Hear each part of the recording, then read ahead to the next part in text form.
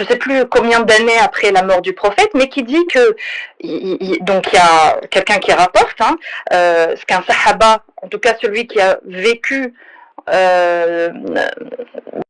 sur les hadiths, les tafasirs, comment tu fais? Parce que ta salat elle-même n'est pas celle que ton prophète faisait. Alors écoute, tu sais que dans le corpus musulman, tu vas trouver des musulmans prier de telle manière, d'autres de telle manière. Je m'en fiche parce que tu sais. Non mais pour te dire, et c'est là où le problème, vous ne comprenez pas. T'as parlé longuement, laisse-moi finir. Tu sais, moi j'étais en bas et là, on m'a écouté, mais le problème c'est que je ne pouvais pas, j'avais pas encore le micro. Mais là du coup, je veux juste aller jusqu'au bout. Tu viens de me poser une question, donc j'aimerais bien répondre. Le problème c'est que vous pensez, là par exemple toi, tu t'estimes ne pas être sunnite. On n'a aucun souci avec ça. Tu as le droit de ne pas te revendiquer comme musulman sunnite. Mais le problème, c'est que nous, on parle de l'islam sunnite, tu vois.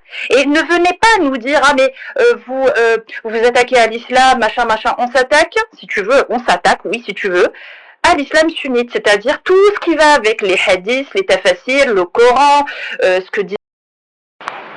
Je sais que quand on travaille dur, puisque je fais partie du groupe, je suis à plein temps, sur une tentative de freiner le fléau islam, on finit par être spécialisé, par connaître ça de l'intérieur, et c'est tout à fait normal, hein, c'est pas un reproche. On se retrouve à ne pas pouvoir être plusieurs personnes en même temps, c'est-à-dire on a du mal à se mettre à la place des gens qui sont très loin de tout ça, qui s'en foutent, qui vont pas sur internet, bon bah. Et du coup, salut à toi, salut. Et du coup, on se met à changer de façon d'exprimer. Putain, c'est pas possible, je m'étais mis dans un coin isolé et il y a quelqu'un qui est venu, je suis obligé de changer d'endroit.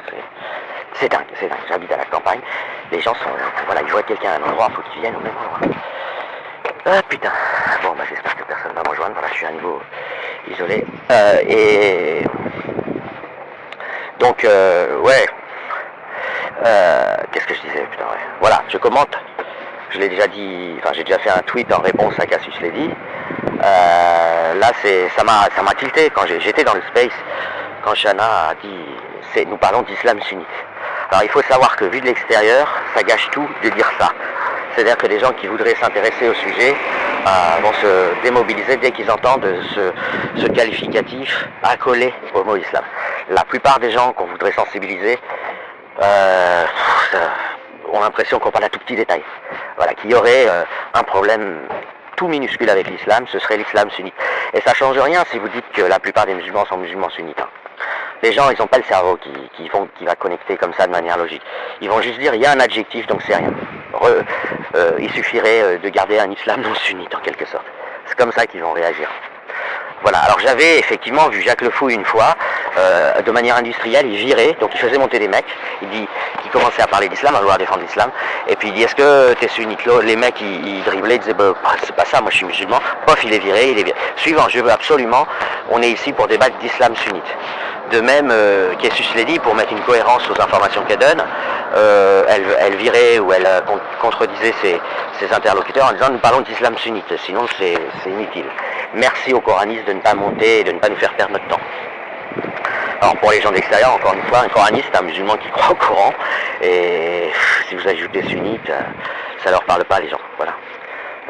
Par ailleurs, on observe, alors on sait, nous, pour des raisons sociologiques complexes, qu'apostasier du sunnisme mène vers l'apostasie de l'islam. Sauf que c'est pas connu du tout, par ailleurs, c'est pas un phénomène qui s'explique. Même s'il y en a qui proposent des explications, c'est pas un phénomène, mais je vais jamais y arriver, hein. C'est pas un phénomène qui s'explique facilement. Ça passe par tout un tas de processus de guérison, de cicatrisation, enfin bref. Voilà, c'est tout ce que je voulais dire. Non mais vraiment, on n'imagine pas tout ce qu'on perd quand on prononce ce mot sunnite dans nos communications générales. Hein. Bien sûr, on va se baser sur les textes sunnites, mais il ne faut pas le dire. Il ne faut pas dire bonjour messieurs dames, nous allons critiquer l'islam sunnite ou nous allons dénoncer l'islam sunnite. Il ne faut pas le dire, même si c'est vrai, les gens ne comprennent pas. Voilà. Ça innocente l'islam. Par ailleurs, il n'est pas du tout vrai que le problème est avec le sunnisme. Il est tout autant avec le chiisme, d'une part, et surtout, ce qui est vrai, c'est que nous, si on veut ne pas mentir, on a besoin de dire attention, l'islam génère naturellement le sunnisme. C'est ça qui est important. C'est pas l'islam sunnite qui est en cause, c'est l'islam tout court qui va s'épanouir naturellement dans le sunnisme. Une autre manière de le dire, ce serait de dire que le Coran a une prolongation naturelle, logique, dans le sunnisme. Enfin, une autre manière de le dire encore plus simple, c'est de dire que le Coran est sunnite, voilà. Dans son état d'esprit, dans son narratif, dans son style d'écriture, dans sa mentalité, dans son handicap mental. Un auteur qui a écrit le Coran, il était en quelque sorte sunnite avant d'être musulman. J'espère que c'est à peu près clair. Vous avez une maladie, une psychose, qui a un handicap, puisque ça marche par amputation et non pas par aliénation. Cette psychose, le sunnite, c'est sa carte, c'est son scanner. Mais du coup, si on dit nous combattons l'islam sunnite, on donne l'impression aux gens qu'il pourrait y avoir un islam non sunnite, non chiite par extension, puisque ça c'est des nuances, viable. Or ce n'est pas le cas, ce n'est pas le cas. L'islam c'est avant tout une maladie, une superstition, une phobie très très difficile à soigner, puisque c'est, même si on en parle moins, même s'il y a des gens qui nuancent, en filigrane, en fondement, comme les fondations d'une maison, vous avez la peur de brûler vif après la mort. C'est-à-dire que vous avez deux points forts sur lesquels il faut insister. C'est qu'il n'y a pas de vie, il n'y a pas de mort. Plus précisément, il n'y a que de la vie, mais post-mortem, avec une petite parenthèse, vite fait, l'achat du ticket, le passage à la caisse, avant d'aller voir le film, on passe à la caisse, qui est la vie terrestre, et puis après, on brûle vif. Mais pour une personne intoxiquée à l'islam de manière profonde, c'est absolument réel. Je ne sais pas comment expliquer, c'est une vraie maladie, c'est-à-dire que il ne fait pas de... Voilà, le musulman, il n'a aucun problème avec la mort. Aucun. Il a un problème avec l'enfer. Il n'a pas un problème avec la mort. Et l'enfer en question, c'est quelque chose de parfaitement matériel pour lui. Voilà, c'est là, dans la vie terrestre, pour un musulman courant, si vous voulez, il est juste dans la queue du cinéma, en train d'attendre d'acheter son ticket. Le ticket, c'est le moment où il va arriver à la caisse du guichet et payer le ticket, c'est le jugement dernier. C'est comme ça qu'il vit, enfin qu'il vit pas d'ailleurs, hein, c'est de la non-vie, c'est comme ça qu'il voit les choses. Et tout ce qu'on leur dit, ça glisse un peu parce que derrière, il y a que de toute façon ils veulent pas prendre, même s'ils se disent c'est pas sûr, même si, parce qu'il n'y a pas de foi en islam. Il y a la certitude qu'ils sont pas sûrs que c'est faux. Voilà. Ils sont sûrs de ne pas être sûrs que c'est faux. Et ça, ils s'en sont vraiment sûrs. Ils prennent pas le risque. C'est comme quelqu'un qui dit je suis sûr de ne pas vouloir jouer à la roulette russe, les 5 trous vides ne comptent plus dans sa tête. Et vous pouvez lui faire reconnaître autant que vous voulez qu'il y a 5 trous vides, il y a un trou plein. Et bien pour le contaminer à l'islam, le trou plein c'est l'enfer et il veut pas jouer. Alors Et dès lors, il n'en a rien à branler de tout, mais il est discipliné, il se renforce dans sa foi en allant lire les textes sunnites, mais si c'était des textes chino-basitoliques, il irait les lire aussi.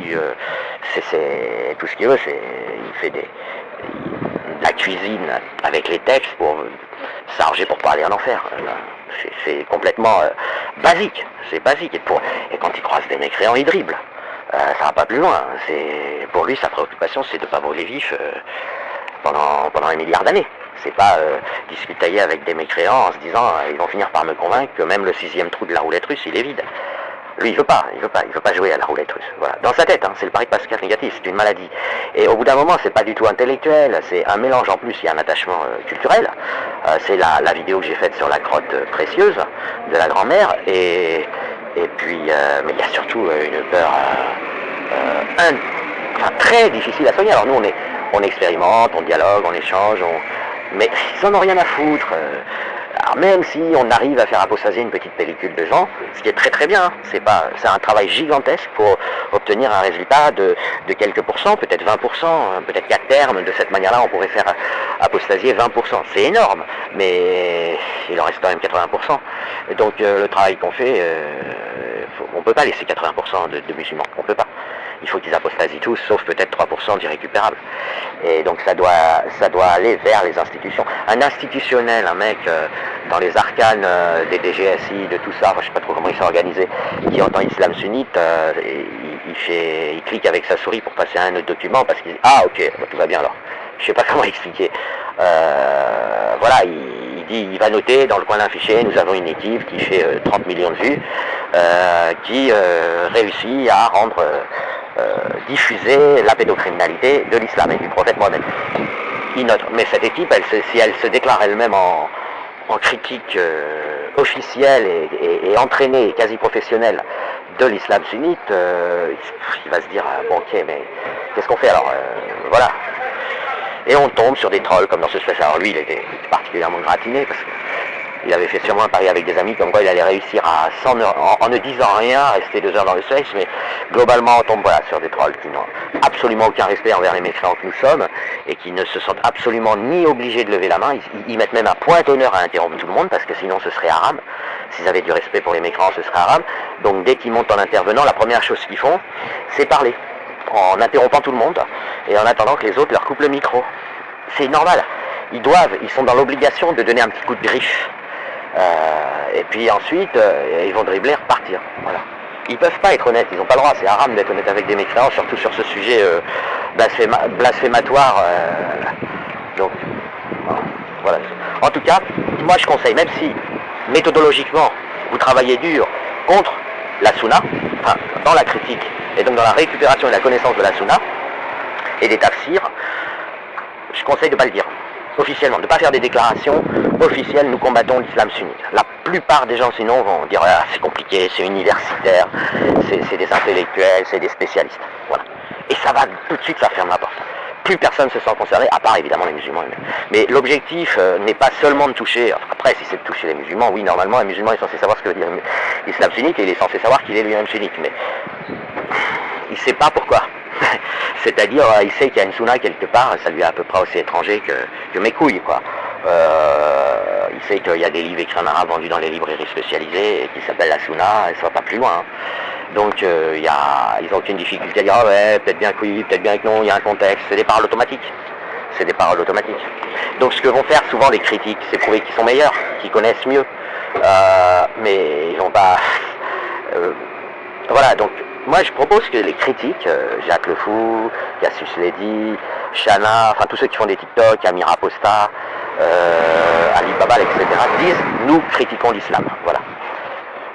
Perdez ce réflexe de dire « nous critiquons l'islam sunnite ». Même si dans les faits, dans la pratique, vous critiquez l'islam sunnite, je vous conseille de faire au niveau de la déclaration même, je vous conseille vraiment de dire « nous critiquons l'islam », « nous dénonçons l'islam ». Même si derrière c'est le sunniste, parce que de toute façon, voilà, il n'y a pas de prise. Voilà. Bah, je vais vous mettre un lien, mais directement vers la fin, comme ça, bah, les gens qui voudront écouter le pourquoi, ils auront juste à changer avec la souris et mettre au début de la vidéo.